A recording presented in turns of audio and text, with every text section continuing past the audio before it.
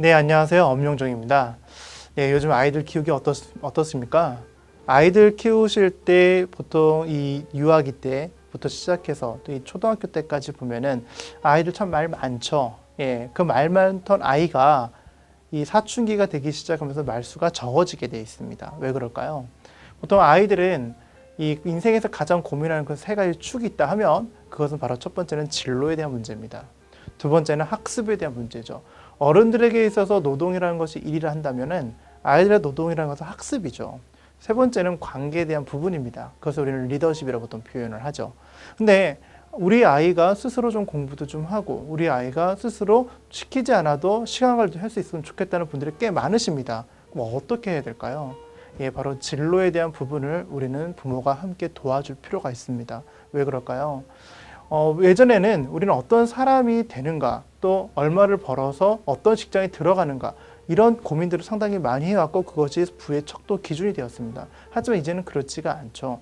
어떤 재산을 갖고 어떤 사람이 되는가가 중요한 게 아니라 내가 어떻게 살아갈 것인가에 대한 고민을 할 수 있는 아이를 키우는 것이 상당히 필요합니다. 근데 대다수 아이들이 사춘기가 되기 시작하죠. 보통 초등학교 4, 5, 6학년, 여학생들은 사춘기가 좀 더 일찍 오죠.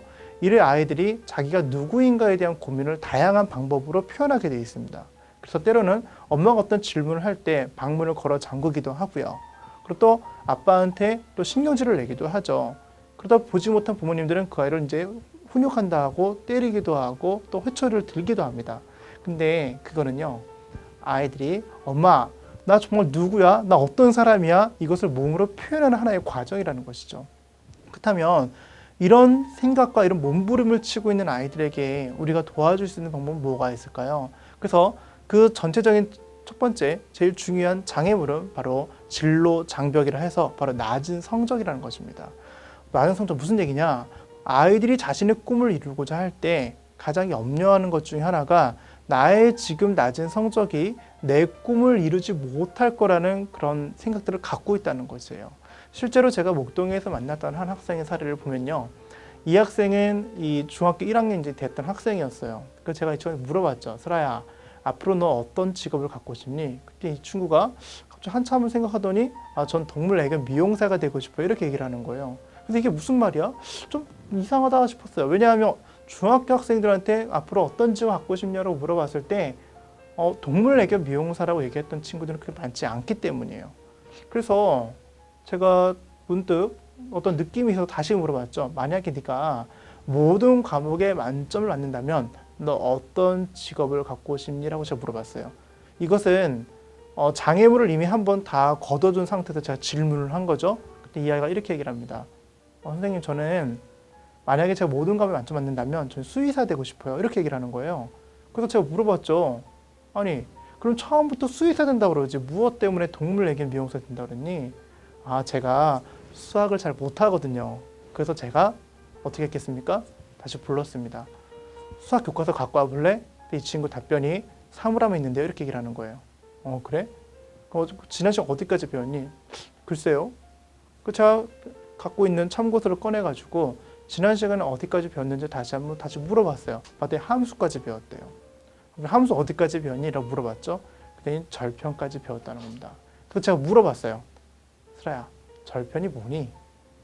이 F자에게 생겼던 그 여학생 입에서 나왔던 말이 뭐였냐면 머리를 긁적이더니 떡인가? 이런 얘기를 하는 겁니다. 이게 뭔 얘기일까요? 이 친구는 수업 시간에 선생님이 X절편, Y절편 할 때 머릿속에서 X떡, Y떡 했겠죠. 다시 말해서 개념이 제대로 정리되지 않은 상태에서 수업을 들었던 학생이라는 거죠. 그래서 제가 다시 물어봤어요. 슬아야, 네가 수학을 못하는 거니 안 하는 거니?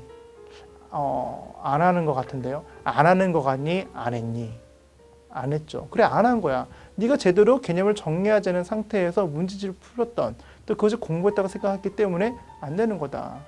네가 올바르게 개념을 정리를 하고 네가 올바르게 응용할 수 있었다면은 너는 네가 좀 낮은 성적 때문에 네 꿈을 못 이룰 거라는 그런 생각하지 않았을 것이다. 제대로 하면 네 이룰 수 있다. 그래서 이 친구가 그때 울면서 얘기하는 거죠. 맞아요, 선생님. 저는 그랬던 것 같아요. 제가 한 번이라도 이렇게 제가 개념을 좀 정리를 하고 문제 풀었던 경험도 별로 없던 것 같고요. 그러다 보니까 자연스럽게 안 하다 보니까 못한다는 생각을 자꾸 했던 것 같아요. 그래, 맞아. 그거야.